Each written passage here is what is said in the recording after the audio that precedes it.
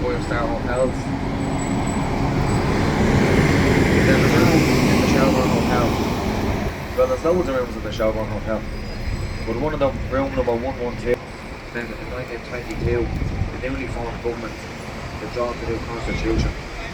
It's been known as the Constitution Room ever since. Now, as I say, this is stop number 7. Anybody for stop number 7?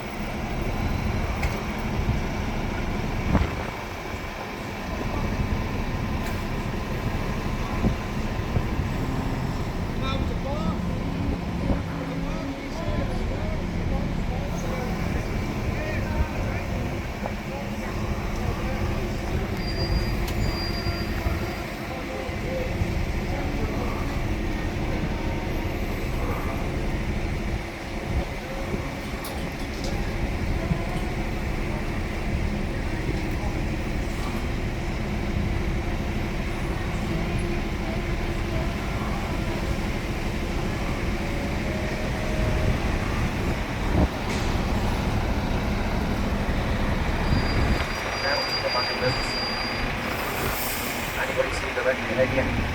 Building on the corner with the glass dome roof. That's actually where U2 played their first gig down in the band.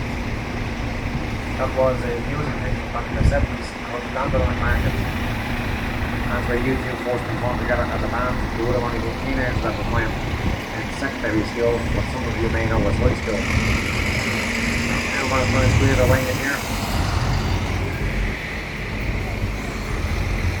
Now we're going down Dawson Street. Dawson Street is next end of the town. Lots of nice bars and restaurants along here, including Len and Jared on the right hand side. They do live in apartment. And also on the right hand side here you have the Mansion House, the initial residence of the Lord Mayor of Dublin. That's where the Lord Mayor has lived since 1715. Well, if there was a different Lord Mayor back then. That's where the official residence of the Lord Mayor of Dublin since 1715.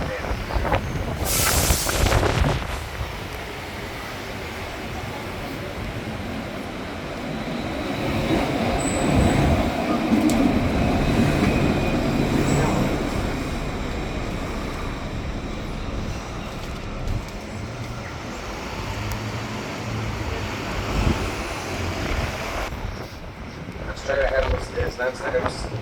Leinster House was built for the Earl of Kildare in 1745. And you can see through the trees the top 2 floors of Leinster House resemble the White House in Portugal. That's because the man that built the White House was James Hogan, an Irish architect. And apparently he used part of the plans from Leinster House when he was designing the White House in Washington.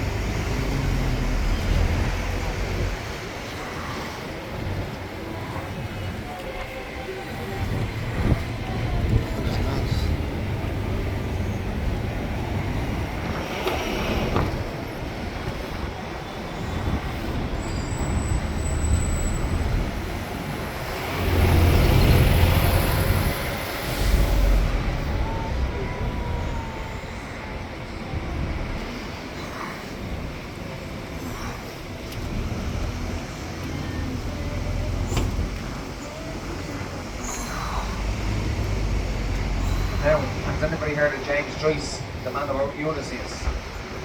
Has anybody ever read Ulysses? Nora Barnacle worked as a chambermaid, and that's how they crossed paths. There's a few places around this part of Dublin that were mentioned in Ulysses. A couple of pubs up around Dawson Street that we just drove down would have been mentioned. Also Finn's Hotel on the left. And just around the corner now, we have Svenny's Pharmacy, which was mentioned in Ulysses. 1920s was a pharmacy up until 2009. Now as I turn left here, you can see Kennedy's Pub. Kennedy's Pub is also a noodle compartment where you get your dinner or your lunch too for the price of one, which are doodle with tickets if you're still around tomorrow. Kennedy's Pub under that was also a popular drinking spot of James Joyce and Oscar Wilde. You see now when I turn left, there's a statue of Oscar Wilde outside.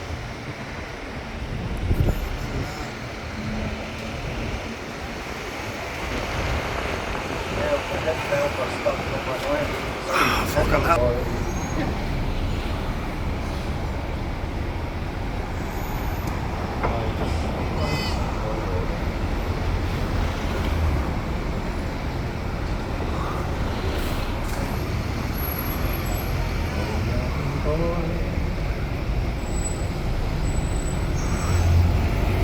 Now, anybody for stuff number 8, make their presence known.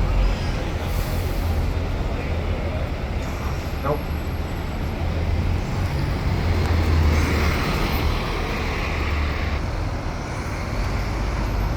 Now, this train station here on the right hand side, the Pear Street train station, that was up to Kingsland, which is now known as Dunleary, and it formed part of Ireland's first commuter rail line. Now, the interesting thing about that is, as I said, it was 1842, which means Ireland actually had commuter rail lines before North America. You can hear one of them now.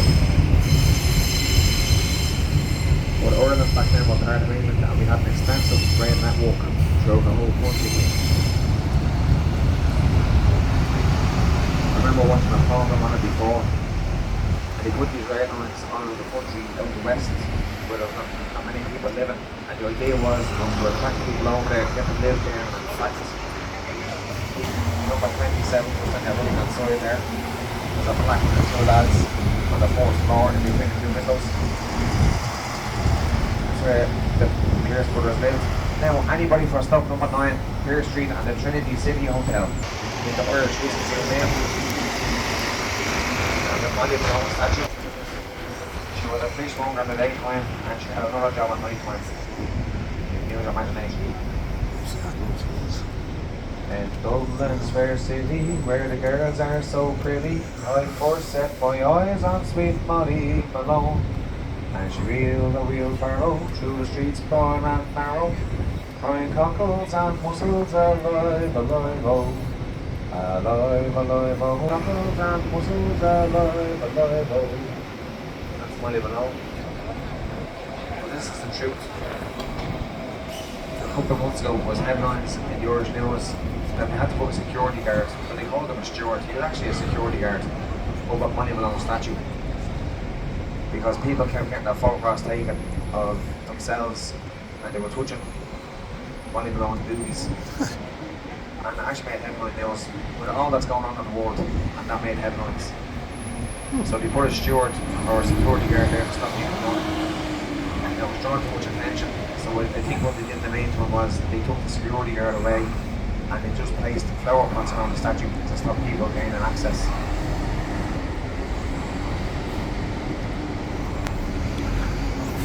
The same Molly Malone statue is not too far to stop them by the hand.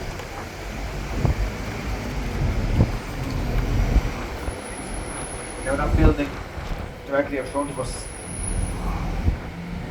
today that's home to the Bank of Ireland. Well, that building was built in 1729. It was actually the first purpose-built parliament in Europe, just ahead of us there. And that was where the Irish government sat here in Ireland, 1729 up until 1801, up until power transferred back to London. The money, the Bank of Ireland on College Green is the best place to start. So she says here, she asked me to stand on one leg and then she tried to push me over. And she says your balance is fine.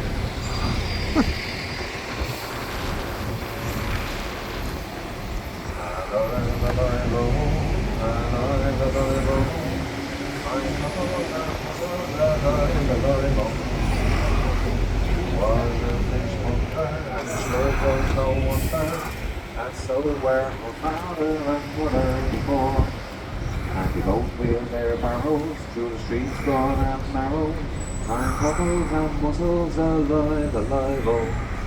Alive, alive, oh. Alive, alive, oh. My cockles and mussels, alive, alive, oh. She died of a fever and no one could save her, and that was the end of sweet Bobby alone. And now our ghost wheels her barrow through streets square and narrow. My cockles and mussels, alive, alive, oh. Now, what we're going to stop number 10. As I said, the Whiskey Museum is just a few doors open. Then the left hand side is in the Whiskey Museum, and you can have some whiskey for dinner. Now, stop number 10.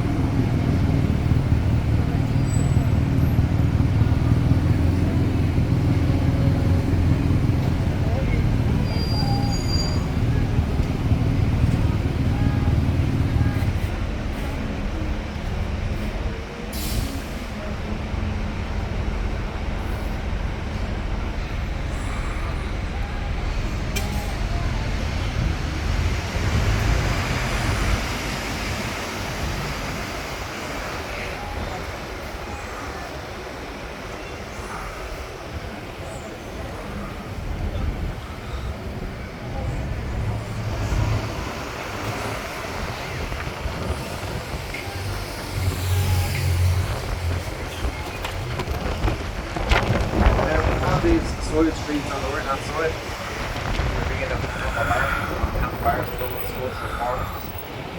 There's plenty of shops, plenty of bars and pubs and restaurants in Temple Bar around this part of the city this evening. Great atmosphere, it's very busy, and almost all of the pubs will put on live entertainment for Irish fans. You heard me start a few minutes ago, there's a few Dublin partners, the likes of Kennedy's Pub or Nana Jarrett, where you can get dinner 2 for the price of 1. And that offer is open to everybody, not only tourists. We charge Dublin people and tourists as well.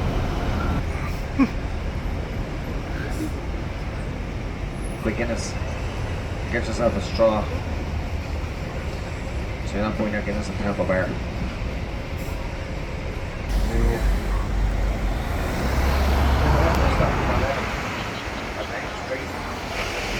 the Temple Bar area.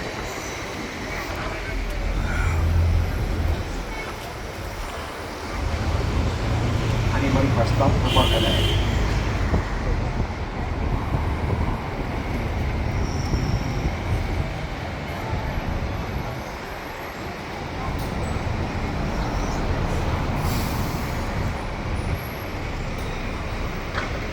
Business.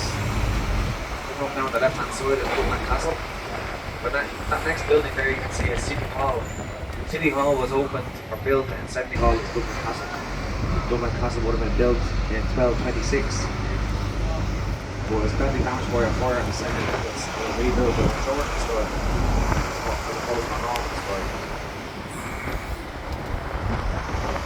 Now this is stop number 12 for Dublin Castle. Anybody for stop number 12?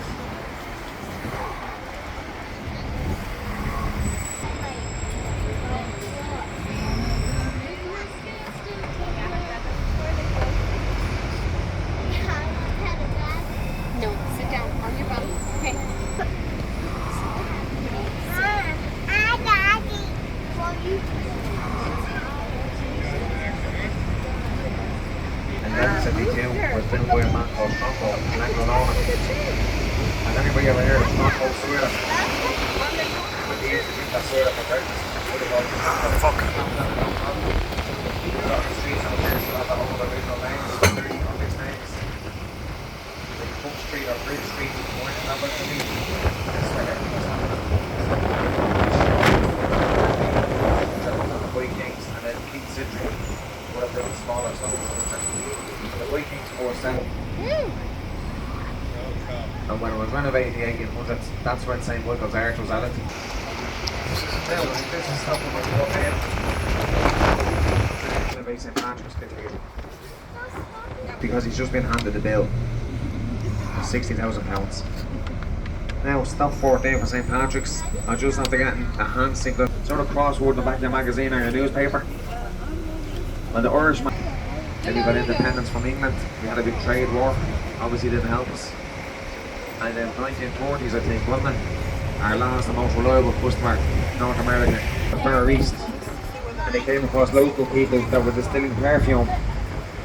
So the monks brought the process back here to Ireland and they started distilling what they called Ishkabaha, which translates into water of life. And you would drink the water of life if you felt sad or if you were in pain. But they soon realised you didn't have to be sad or in pain. Now we're back in business. Anybody remember the Home Alone?